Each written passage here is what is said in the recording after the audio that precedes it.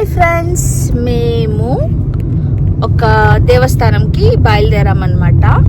Trip ఏం దేవస్థానం అనేది వెళ్ళే దారిలో చెప్తూ ఉంటాను. ఎవరెవరు వెళ్తున్నాం చూడండి.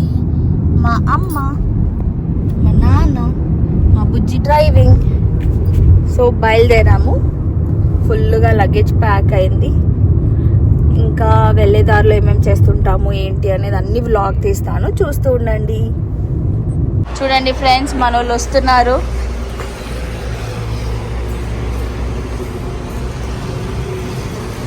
ఏమమ్మీ హాయ్ చెప్పు మన ఫ్రెండ్స్కి. టీకి వచ్చినాం. ఎక్కడికి? Tea coffee. టీ కాఫీయా? ఎంజాయ్ పదా.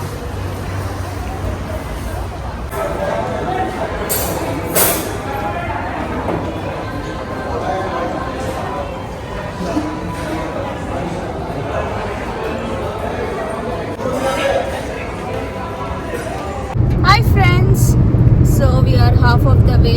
బుజ్జి ఎక్కడికి వెళ్తున్నాం చెప్పు మన ఫ్రెండ్స్కి. మల్లూరు లక్ష్మీ నరసింహ స్వామి టెంపుల్. ఎందుకు వెళ్తున్నాము? బేబీ బర్త్డే కోసం.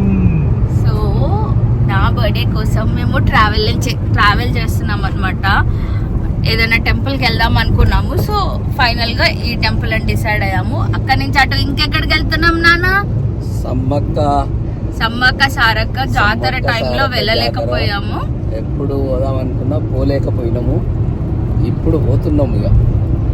సో ఫ్రెండ్స్, మీ అందరికి నేను చూపిస్తా 2 temples, Sammakka Sarakka and Narasimhaswamy. Followers కు ఒక డౌట్ వస్తుండొచ్చు, ఏంటి? వీళ్ళు ముగ్గురు ఎట్లా పోతారు, ఇలా మమ్మీ ఎటు పోయింది అని. వస్తారు నేను చూపిస్తాను, అందరినీ చూపిస్తాను. ఓకేనా ఫ్రెండ్స్, మళ్ళీ కలుద్దాం. ఫ్రెండ్స్, మాకు ఫారెస్ట్ రూట్ స్టార్ట్ అయింది. ఎంత బాగుంది చూడండి, వ్యూ బాగుంది కదా.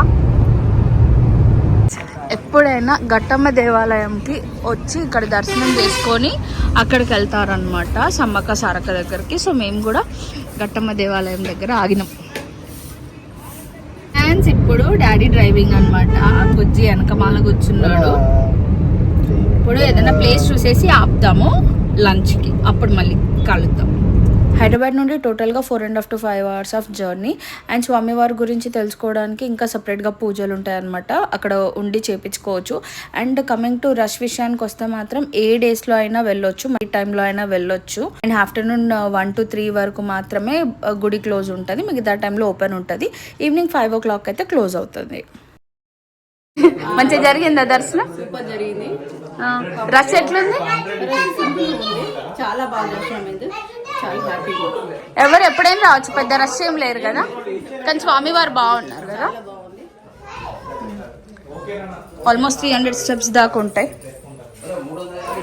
స్వామివారి పాదాల నుంచి 2 జలధారలు వస్తాయి అన్నమాట, అందులో ఇదొకటి. సో మేమైతే ఇక్కడ వాటర్ అయితే పట్టుకున్నాము.